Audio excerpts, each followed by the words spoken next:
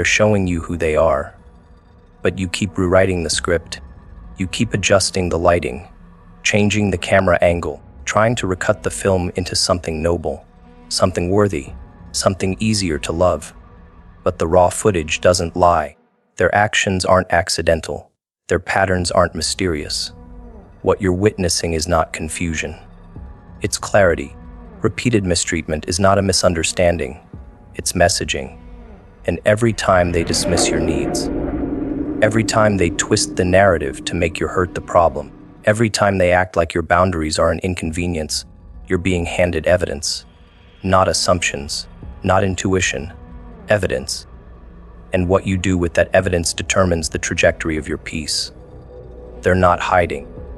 You're just refusing to accept what's been exposed. There's a particular pain that comes with watching someone you once loved reveal the worst parts of themselves while acting like nothing's wrong. It's a silent betrayal, a slow erosion of your inner world. You want to believe it's temporary. You want to tell yourself it's stress, or childhood trauma, or miscommunication. But the truth sits deeper, and they're showing you their baseline, the real them, their reflex under pressure, their comfort with your suffering, their casual cruelty when they think you'll stay anyway. You're not being tested. You're being educated, and it hurts because you once built a future with this person in your mind. But the version in your head never existed. What exists now is the truth. And truth doesn't care how emotionally invested you are. It doesn't soften itself to spare your fantasy.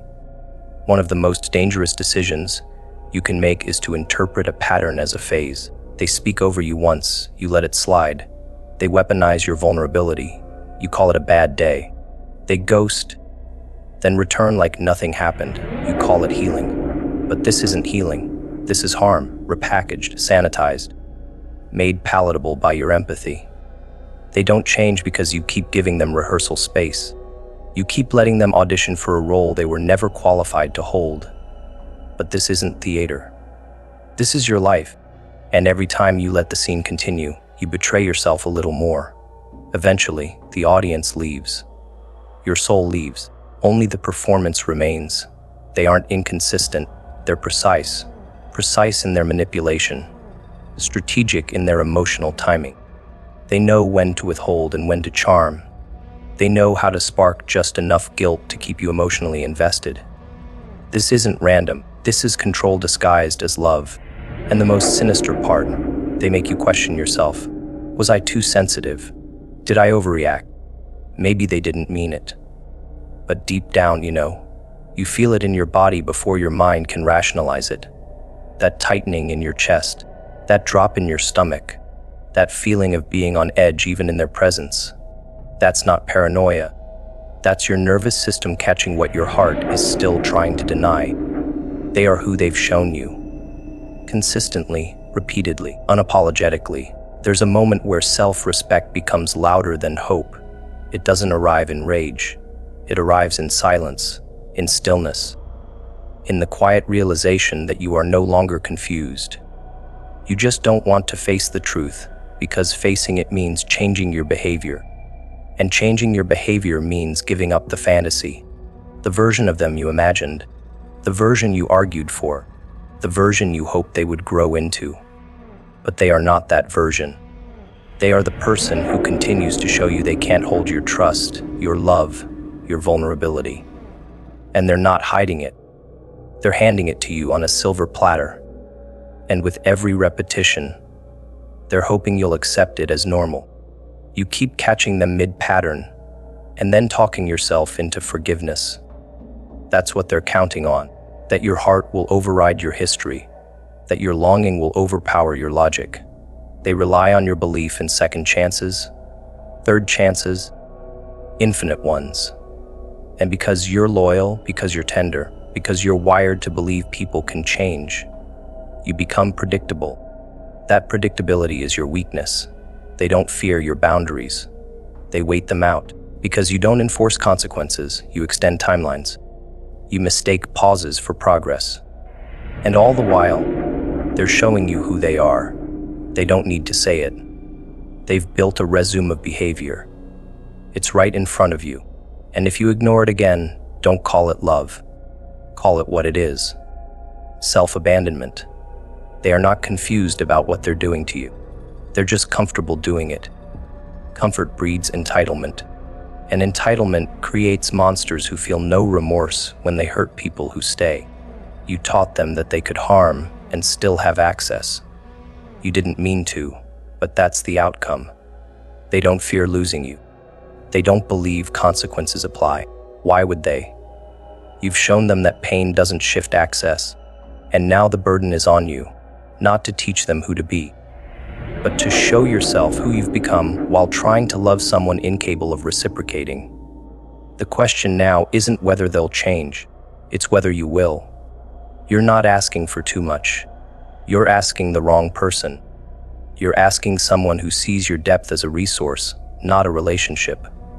They want access without accountability. They want intimacy without vulnerability. And they want to keep showing you who they are without ever having to answer for it. They win when you minimize your needs.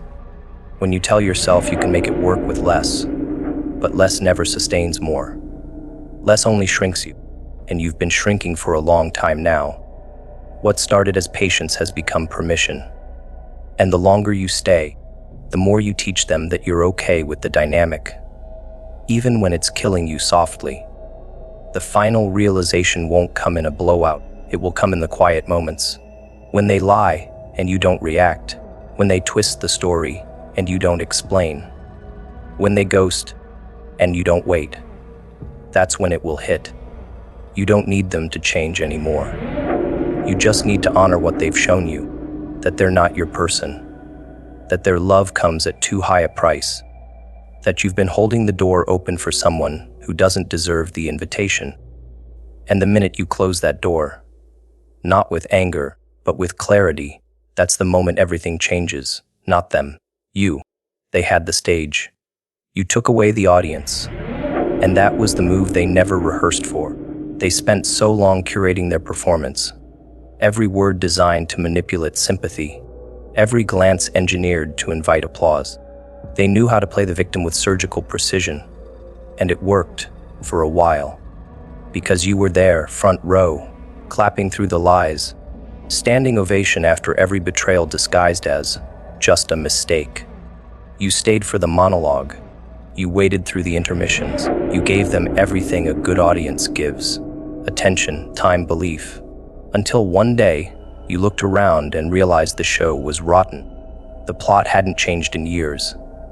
The villain kept pretending to be the hero. And you got up and walked out quietly. That's what broke them. You didn't yell. You didn't argue. You simply refused to watch another act. And without you watching, they had nothing left to perform for. They were never powerful. They were just loud. Loudness can fill a room, sure. It can dominate weak minds. But volume without substance becomes static when there's no one left to validate it. You were the amplifier. Your attention gave them scale. Your belief gave them credibility. Your willingness to stay made them feel significant. And they mistook that for actual influence. What they failed to understand is that real power is not in the stage. It's in the eyes watching it. The power was always yours, and when you finally withdrew it, fully, calmly, without explanation, the silence became unbearable for them. You didn't strip them of their lines. You just stopped reacting to the script. And now their voice echoes in a space no one cares to listen to. They were addicted to the sound of your forgiveness. That's why they kept repeating the same offense with a new excuse. They needed your empathy to feel untouchable. Because someone who continues to be forgiven begins to believe they are invincible. They had their spotlight. You were the only one left holding a conscience. But something changed. You started noticing the cycle. You started seeing the applause as manipulation, the "I'm sorry" as performance, the crocodile tears as cues. And once you realized it was all theater, it stopped being heartbreaking. It started being ridiculous. You didn't even cry when you left, because you understood something vital. Some people don't want healing. They want an audience. And when you took that away, the character they were playing collapsed with it. Control doesn't always look like commands. Sometimes it looks like praise. They flattered you with compliments tailored to your insecurities. They knew what you needed to hear and when. They built you up just enough to feel seen, only to break you down the moment you started noticing the cracks. It was all part of the illusion. They played both roles, the nurturer and the narcissist. And the moment you left, they weren't angry because you disrespected them. They were angry because you exposed the fact that their applause machine was broken. You didn't turn off the lights on their show. You just made sure no one cared to watch it anymore. And that's the one thing people like them can't recover from. Irrelevance. You didn't have to destroy them. You just stopped feeding them. They relied on your reactions to sustain their sense of identity. Every time you cried, they felt powerful. Every time you explained yourself, they felt superior. Every time you forgave, they reset the loop. But you grew. You evolved out of the cycle. And in that evolution, you didn't just remove yourself. You collapsed the entire environment that sustained them. You were the applause. You were the standing ovation. You were the validation engine. And when you left the theater, the show ended. No noise, no drama. Just a seat left empty, and a stage that suddenly looked cheap under the wrong light. People like them rehearse endlessly for an audience that doesn't exist anymore. They're still saying the same lines, still using the same tone, hoping someone new will walk in and clap on cue. But you know the truth now. You've seen the script. You've memorized the beats. And more importantly, you've outgrown the need to be entertained by dysfunction. They will keep performing. That's who they are. But you don't sit through shows where the ending is always pain and the climax is always another apology. You've retired your seat. You've reclaimed your attention. And your absence is now the most powerful presence in the room. They counted on you to stay emotionally entangled. That's why they kept the tension just below the surface. Enough to hurt, but not enough to walk away from. It's a masterful manipulation, keeping someone addicted to the potential of something that never arrives. But something shifted in you. You started tracking reality instead of promises. You stopped being seduced by the idea of who they could be, and started responding to who they consistently were. That subtle psychological pivot ended their hold on you. You didn't scream your way out, you just stopped engaging. And without your participation, their entire illusion crumbled. Because without a willing audience, even the best actor forgets their lines. They don't miss you. They miss your reflection. They miss the way your belief in them made them look better than they were. You held up a mirror that flattered them. That gave them grace. That made them feel worthy in ways they couldn't generate themselves. But mirrors crack when you look too long, and eventually you saw it, the distortion, the way they used your compassion as cover, the way they depended on your silence to keep the story clean. When you stepped away, you took that mirror with you. Now they have to sit with themselves. No distortion, just the raw, unfiltered truth of who they are when no one's clapping. The cruelest realization is that they were never speaking to you. They were speaking through you, to the audience. Every apology, every gesture, every moment of affection, it wasn't intimacy, it was optics.